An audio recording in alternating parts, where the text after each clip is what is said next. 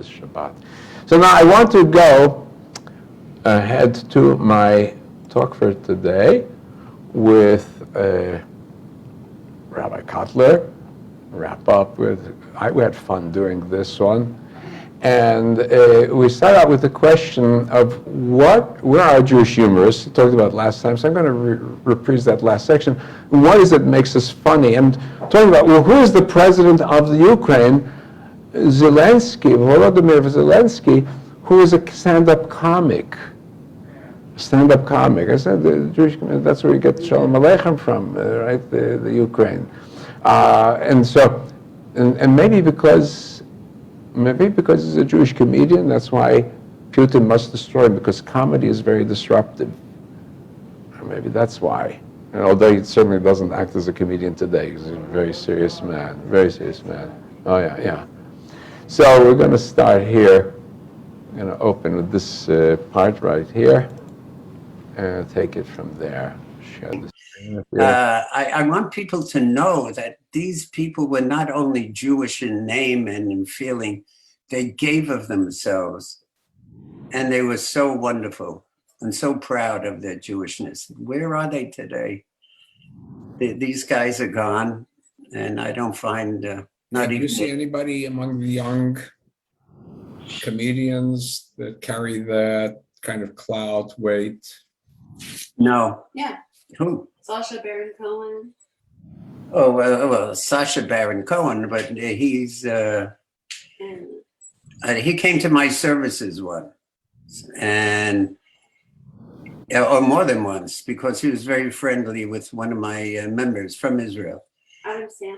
And I looked out, and there was davening with the talus upper and cup, over his Yeah. was shuckling. Yeah, it was so beautiful to see him. No one mind with the old world talison, but none of them put it over their head and would shuckle back and forth. Adam Sandler is another one. My daughter. He's got the Hanukkah song. Seth Rogen had that kosher pickle movie. The guy that yes, he's proud of his Jewishness, Seth Rogen. But I don't see him. I don't see him being as strong and as committed to his Yiddishkeit. Mayim Bialik. Who? Mayim Bialik. Oh, Mayim Bialik. Well, Mayim Bialik. She's very Jewish. We're too liberal. I mean, you can't get more Jewish than a name like Mayim or Bialik. And God bless her. She's now hosting Jeopardy. She's one. I haven't met her yet, but hopefully one day I will. Yeah, who? Tiffany Haddish. Yeah, the black. Oh yes, she's got both sides. Around with a Magen David on her.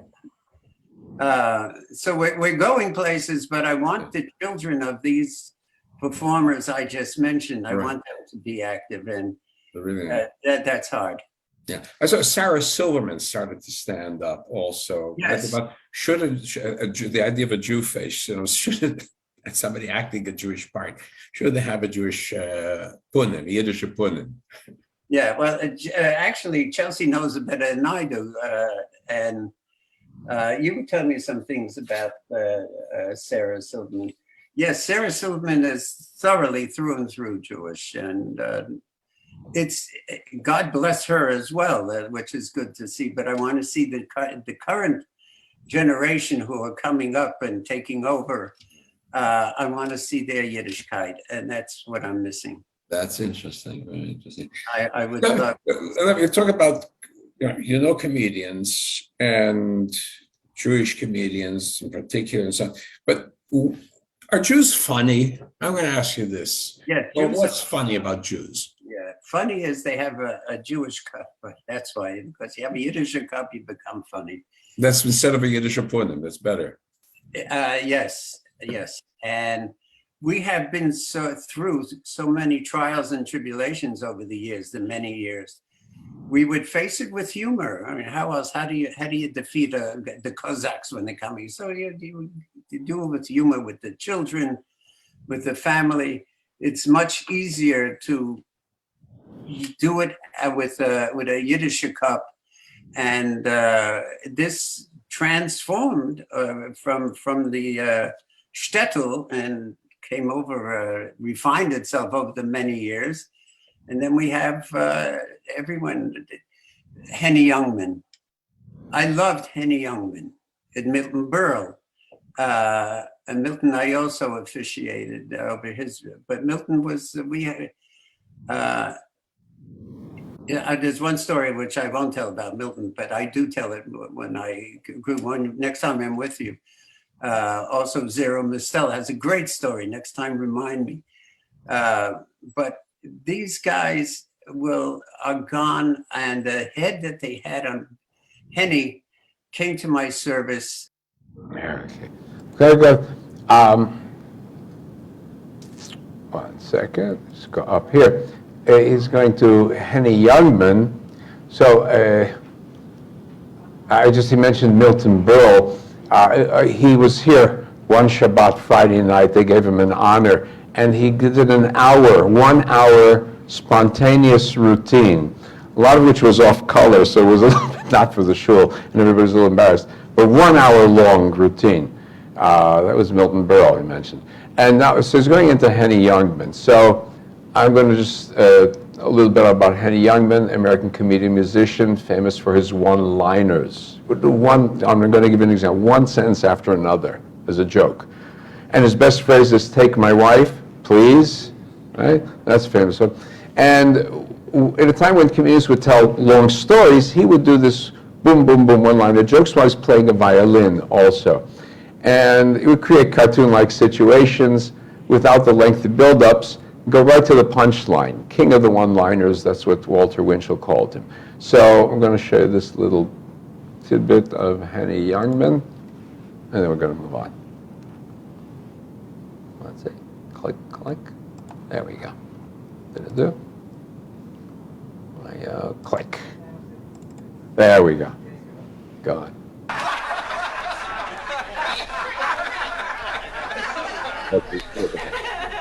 Say, a man can't find a lawyer. He picks up a red book. He sees a law firm. Schwartz, Schwartz, Schwartz, and Schwartz.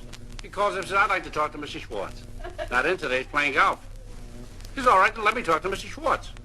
He's no longer with us. He's retired. He's all right, then let me talk to Mr. Schwartz. He's in Detroit. Won't be back for a month. He's all right, then let me talk to Mr. Schwartz. He says, "Speaking."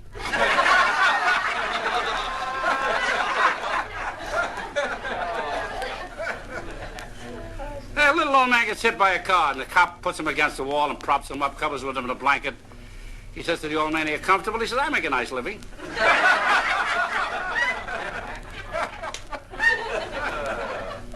Man walks into a doctor. The doctor says, "You're going to live to be 60. He says, "I am 60. He says, "What'd I tell you?" Little lady walks into a doctor. He says, "Get undressed." He said, "Lady, that's the ugliest body I have ever seen." She said, "That's what my doctor told me." He said, "What are you coming to me? I want to know the doctor's opinion." I think I'll tell a mother-in-law joke. I got a mother-in-law so neat, she puts paper under the cuckoo clock. I said to my mother-in-law, "My house is your house." Last week she sold it.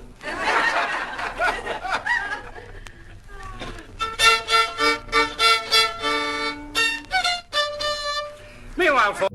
The classical interlude. Okay, so we'll go ahead with pick up from here and go ahead about Henny. Once he lived in New York. He came once because the bar mitzvah was one of his writers. The bar mitzvah of the son of one of his writers was being bar mitzvah. And he started to kibitz me from the audience. So I would kibitz him back and forth. So the congregation was very entertained because I never really had an act. I kibitzed most of the time with him. It was just a wonderful day. And I would speak to him once in a while. I didn't see him thereafter for years, but I would speak to him on the phone. I went to New York to the Friars Club. And he would always be at the Friars Club, and I didn't know if he was there that day, but I was invited to come in, and we we spoke. The president of the Friars was Freddie Roman, and also a Catskill comic, who I gave his first job in the Catskills. This Freddie Roman. I mean, he was one of my classmates at NYU, and Freddie. We sat down, we started eating, and I turn around, I see Henny Youngman walking out with two people. It's coming out of a room with two people on a side of his, helping him walk. And I was thinking, should I ask my wife? Should I ask her? I said, go up, or just reintroduce yourself. So I went up to him, and they stopped, and he looked at me, and I looked at him. And before I was ready to say, hi, you came to my synagogue, I'm Rabbi Cutler. He looked at me and he said, Rabbi Cutler. Now this is 20 years past at least. And I couldn't believe this, where he was old and they had to help him walk. He just looked at me before I said a word. He just looked down, he said, Rabbi Cutler. Amazing. This man with these, I thought he was the funniest man alive. He was a great jokes. He had the line about, now take my wife. Please take my wife. Take my wife, please. Yes. Yeah. I called him, I had called him years after because I was doing a book, the Celebrity Kosher Cookbook that I did with Monty Hall's wife, and was published, of course, Jeremy Cutler. And so I needed a recipe from him. I asked them all for recipes. So I called them up and I said, Henny, this is Rabbi Jerry Cutler. Oh, yeah, okay, yeah. I said, I need a recipe from you. He said, take my recipe, please. There you go. I roared. That's good. That's good. So he knows his own joke. That's good. Yeah. I've been lucky. At meeting all the people I looked up to when I was the comic trying to make it. All these wonderful comedians. Buddy Hackett. Buddy and I had a partnership in New York. He was starring and I Had a Ball. And I would go there all the time. Whenever I was in New York, in Manhattan, I'd go in, since this is Buddy's partner, I'd go sit in free, watch the show. And one day he took me out on a boat. He had a boat. And we went out on the boat. And I was so excited to go out on a boat with Buddy. And he started it. And a few minutes later, he stopped. He said, wait, get out. I said, what is that? I became seasick. He walked out of the boat. And that was it. That was the last time I was on the boat. I don't know if he ever took the boat out.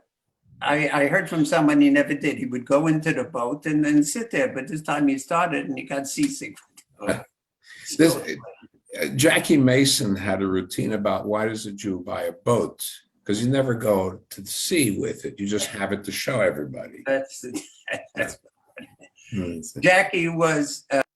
Okay, wait a second. That takes us to Jackie Mason. So let's show a little clip of Jackie Mason. So I think we're still very active. So, I'm sure you've seen him, but here's his story. Jackie Mason, born Yaakov Moshe Cohen Maza, American stand-up comedian.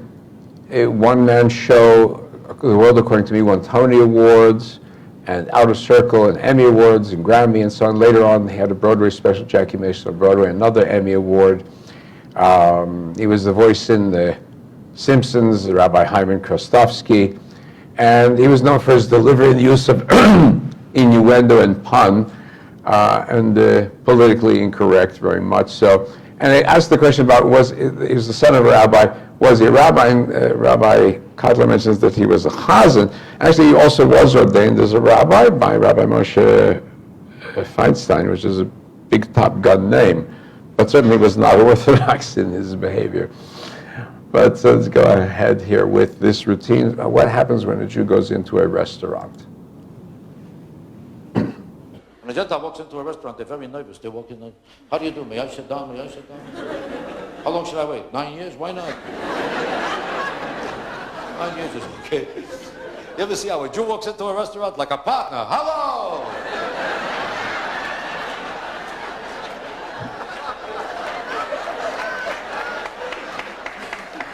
Let me see my table.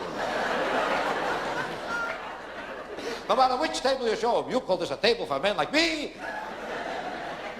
I don't sit so close to a wall, so far from a window. My wife don't like the face this way, I don't like the face that way, we don't like the face this way. Why is there so many people in this section? They could be moved over here. The Gentiles ate 4 meals already, the Jews are picking furniture. Let me see.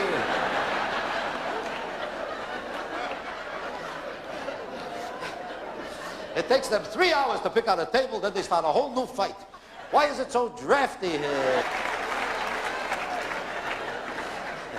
You ever see Gentiles online in a restaurant? If you don't serve them for 12 years, they'll never complain, they'll never say a word. You don't serve a Jew for a minute. What's taking so long, those son of a bitch?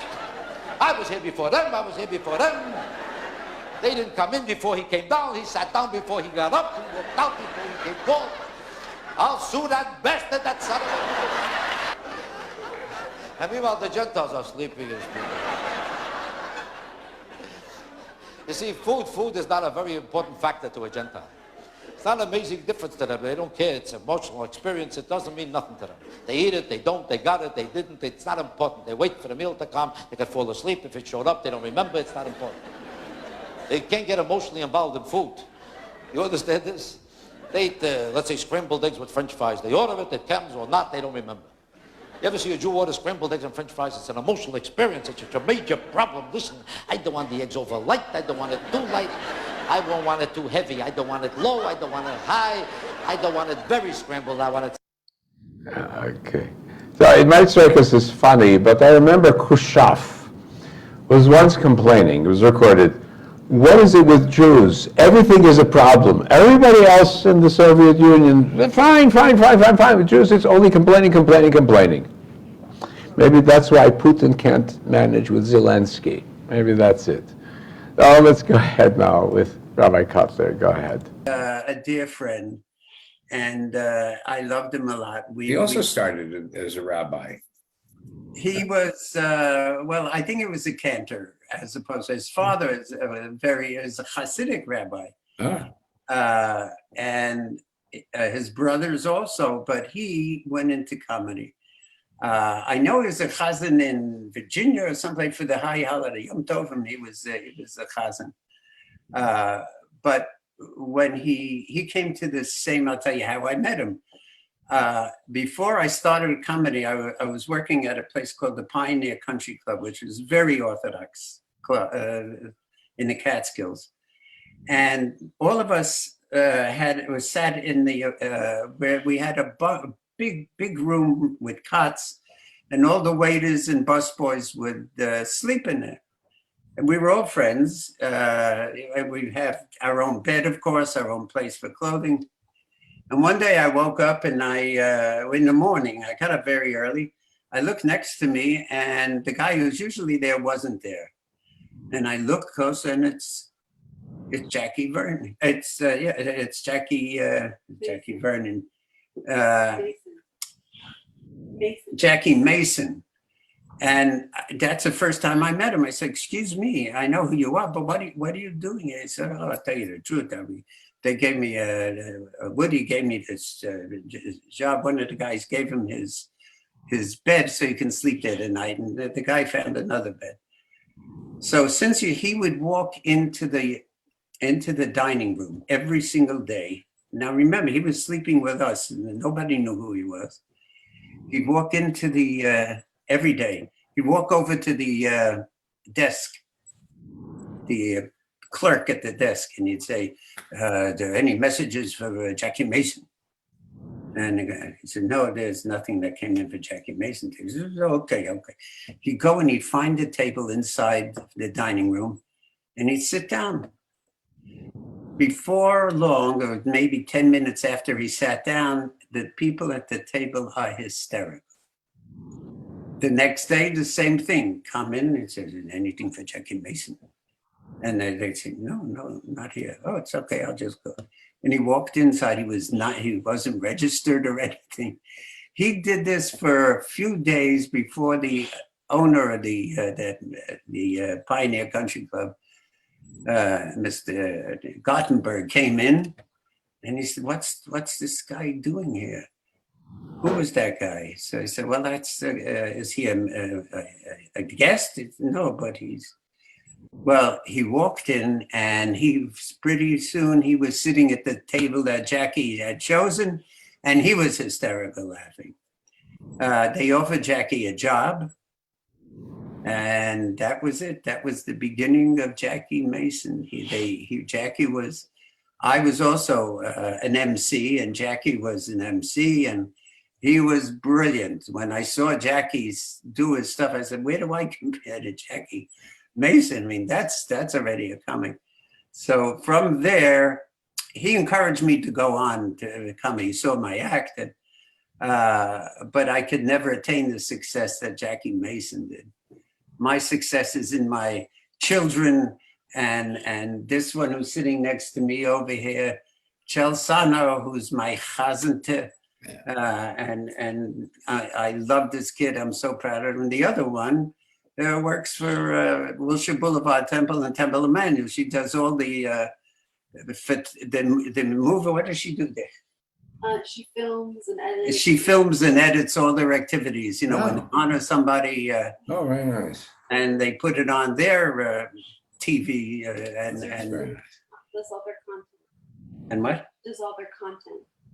It does She produces all their content. Oh, produces all their content, and then she edits them. And That's very good. Yeah, and with the two of them, with my wife Jeff. Well, you're all in the business professionally. Well, these but two. you're in the human relations area, maybe more so than the comic. That's it. Jackie Mason, I don't know. You're very much into human relations. Maybe that's the secret for you. Well, perhaps, but Yes. I have anyone you mentioned Jewish and I knew we used to. I had my youngest daughter, my eldest now, but I have five. God bless them, five of them. Nina started school at Sinai Temple preschool. She was in the same class with Red Button's daughter and what's Don it? Rickles? Don Rickles. God bless her. Don Rickles' daughter. And we'd wait outside, me, Red Buttons, and Don Rickles, waiting for them to finish class so we'd take our daughters home. I would stand with the two of them, and they would start telling their stories, their show business stories. I quelled so much from these two people, listening to the stories they would. I didn't have much to offer. Yeah, about Catskill stuff, but they told stories that were hysterical. I mean, you know who the two of them are, of course. Yeah. And they became very dear friends. Of course, Red was one of my members. But Don was a member of Sinai Temple, so he didn't come. But we were very, very close. God bless him, and I miss him dearly. I miss them all. Yeah. You know, back to Jackie Mason. I remember a few years back, we were staying in New York, in Manhattan. There's a Lincoln Center. There's a big hotel right across the way, Empire. So Ofer and I walk over to Lincoln Center, see what's going on, and we see this guy in a nice, the nice heavy long coats that New Yorkers wear, and some other people walking by, and they see him and say, "Tell me, aren't you Jackie Mason?" I think he had a performance, I think, at Lincoln Center at that time, and he looks back at them. He says, "Jackie Mason? No way. And this is, I'm his brother." And then he walks on. Which I guess was good preparation. I think he was performing there that evening. I don't know if you, there was a comic, Mal Z. Lawrence, who was very successful club date. I represented him also, and I got him some big club dates in Vegas. He was going to be my next star, but I don't want to go into that whole thing. But Jackie did his show on Broadway, one of his shows, first show, and Mousy wanted to see it. So I called up Jackie. I said, "Listen, I'm going to come in with it with Mousy Lawrence, who was a great stand-up." He sat on the aisle seat, and I was next to him, and Jackie was doing his stuff on. It was a written play for him, and he was one of the characters. And there's a scene where he picks up the phone and no one is on the other end, and he has to talk. He says, "Yeah, hello, yeah." Well, he started gibberish. Mousy Lawrence literally fell off the chair onto the aisle laughing. I've never seen a man laugh so much. Just looking up at Jackie and his brilliance, holding this phone and talking the lines, but it was so funny, and every inch of him was moving, and the facial expressions and his delivery. This guy, Mousy Lawrence, was just hysterical. And sadly, Mousy passed not too long ago, a few months ago. It was very sad. But Jewish humor, going back to that, there is nothing like it. The comics that we had were the best. The humor was the best. It wasn't schmutz. It was good, solid Jewish humor, not Yiddish, but Jewish humor. And most of them spoke Yiddish perfectly, incidentally. But these guys were the creme de la creme, and I was so fortunate to be among them as a friend, and that was, and also as a rabbi. That to me was a great reward from the Eibishter, from the good Lord, or my father's. He gave my father the reward. I want you to fell from your son. So I started a show business synagogue. The very first service my father attended, we always asked these celebrities to come up to read. I had a Chelm story perhaps, or I had just a plain reading from the Siddur. And I called up Walter Matthau to read once. And my father was sitting in the front, and he looked up, and his eyesight wasn't very good.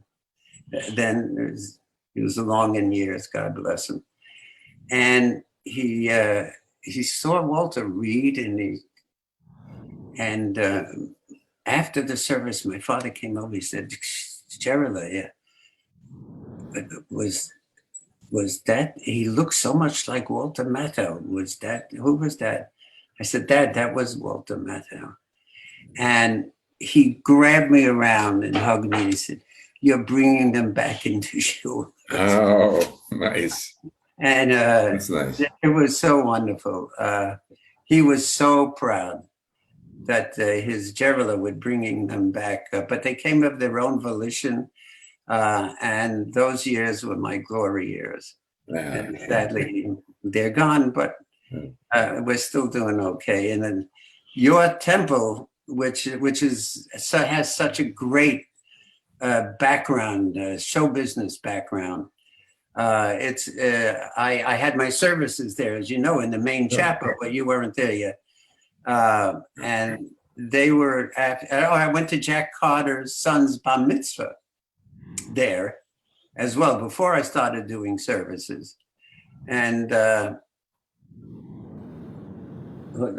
Bonnie Miller. Who was Bonnie Miller?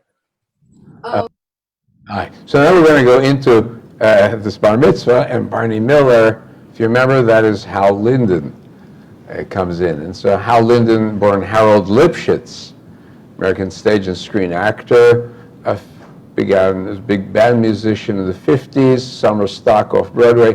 Then on Broadway, Sidney Chaplin bells are ringing. Best Actor Tony Award, played as Mayor Rothschild in The Rothschilds, the musical. Then the TV series Barney Miller, there he became very, very well known. So a lot of TV presence and so on. So he may be still well remembered here. So here is a little bit about Hal Linden.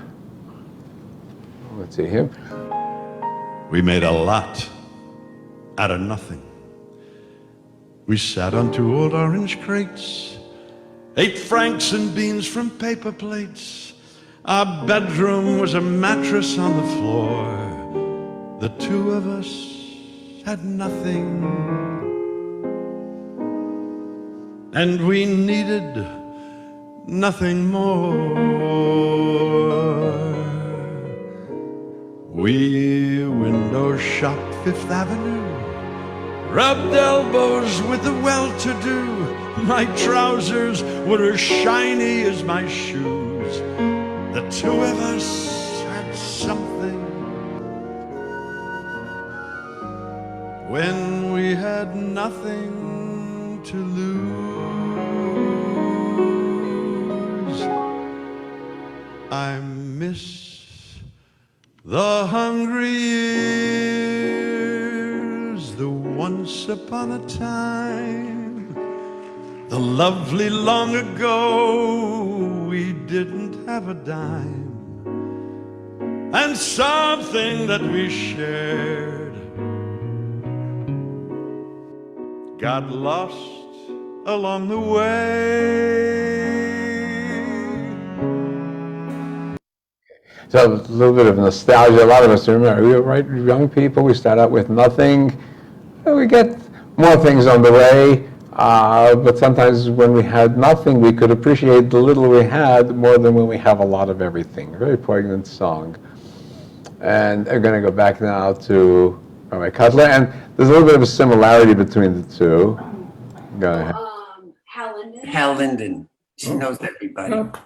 Hal, those years I had dark hair, I had the black mustache, and I hadn't arrived yet to services, but Hal did. And he walked in, and one of the shamas of the shul looked at him, and he ran over. He said, "Rabbi Cutler, come on, sit on the bima, sit on the bima." And Hal looked at him, he says, "No, I'm not Rabbi Cutler." Let me tell you something about Hal. Hal, also a great Jewish soul, great. I saw him on Broadway. He was brilliant. He has a great Jewish heart. I asked him to perform once for the Israeli soldiers. They had a big affair in New York. I forget where, but I said, "Would you do it?" And I even asked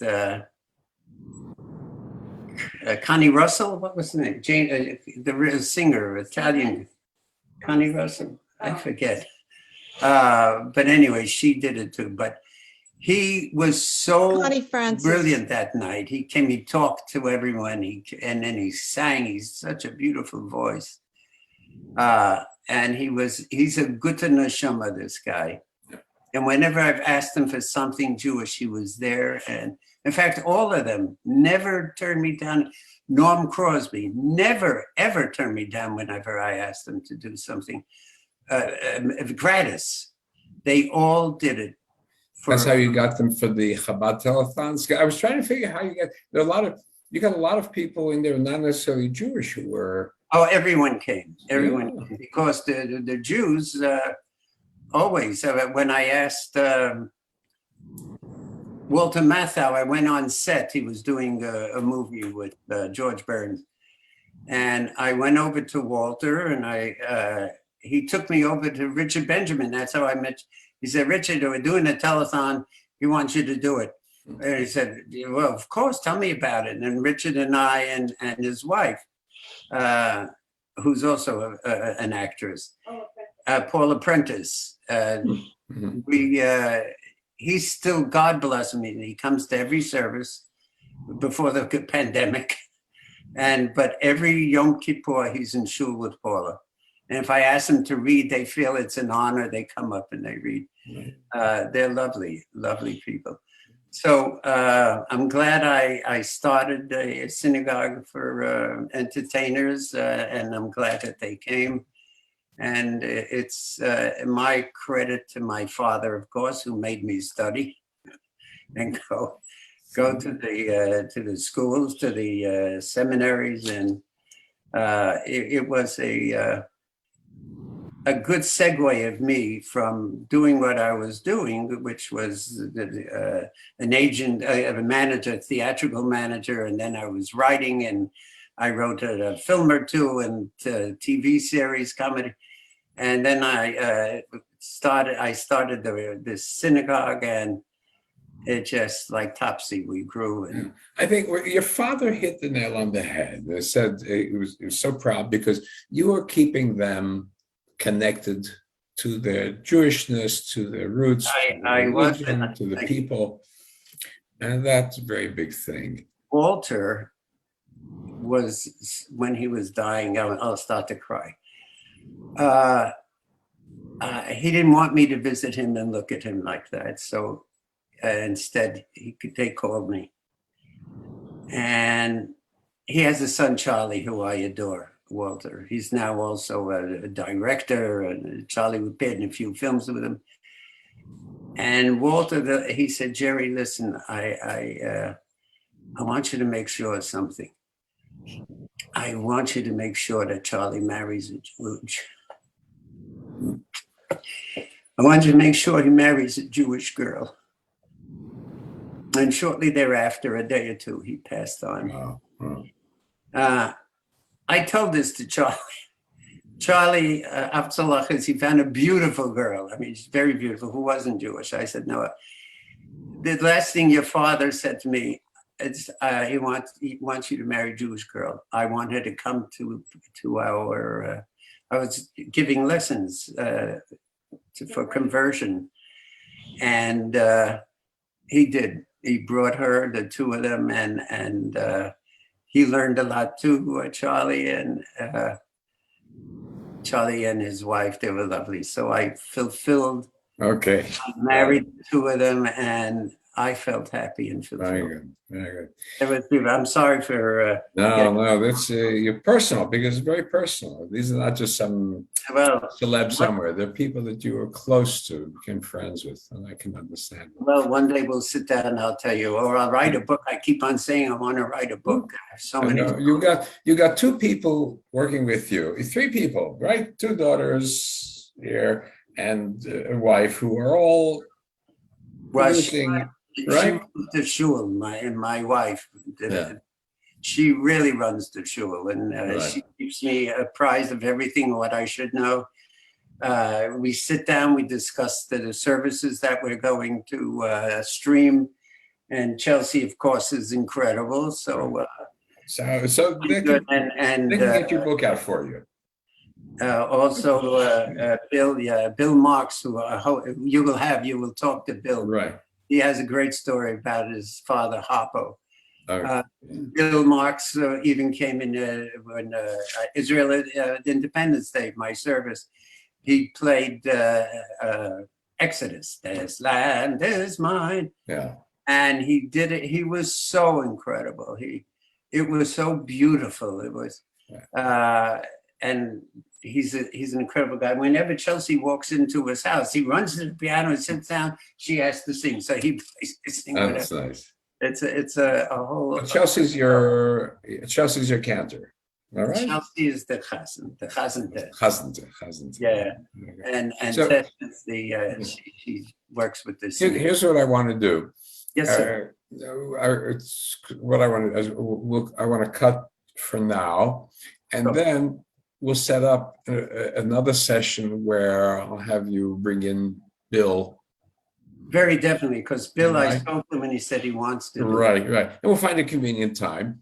Okay. And I've got a lot of meat in this conversation. How much I edit it down and choose whatever you want, and God bless you. And thank you for thinking of me. Yeah, I didn't realize, we had such a common past. Yes, the present I understand, but the past, the New York University. Well, I knew there's something there, right? Because I love you. You and your wife, you're wonderful. And anytime we sit with you, and we go back a lot of years too. Yeah. Whenever we sit down, we have nice talks and laugh. Okay. Listen, I wish you everything good. Well, Thank right you. back at you. Obviously, what you're doing is wonderful. You're a wonderful rabbi. You have a great name in town, and you have earned it. Thank you. Thank And you. Thank I you. respect you most highly. You're such a good friend, and I thank you for your friendship in return. Thank you. I'm very glad to hear that. And to you too. Thank I you. wish you everything good. We're going to wrap this now to all our friends and wish you a good Shabbos and to everybody a good Shabbos. Shabbat shalom and Shabbat God bless you. shalom. Record on this computer. In progress, right? This is your lead. Okay. Go ahead. Yes. Bauer, go ahead. Go ahead. Go ahead. Yeah. Talking about humor. 3 guys are going to go to America, Jewish guys. So one is going, Yankel, Beryl, and Schmerl. Yankel, you will be Jack. Beryl, you will be Buck. Schmerl says, I'm not going. Okay. We have our in-house committee. We have our in-house committees. Barbara, Michael, very good. So listen, next week I'm heading off for Israel. As I said, it's my mother-in-law's yahrzeit, so the whole family is getting together. We'll be back at the end of March, and Dr. Norman will cover for us. Will cover for me during that time. When I come back, I have an interview with Roger Rosen about his family and some of the early people that were at the synagogue, and guess who he sat next to on high holidays, a little bit of that kind of story. So that'll be when I come back. We'll still have one coming with an Israeli, Los Angeles Israeli film producer, director, who will talk about Jews, the role of Jews in setting up the Hollywood industry, and then we'll take it from there. So to everybody, I wish you all Shabbat Shalom and everything good to everyone. Shabbat Shalom. Shabbat Shalom. So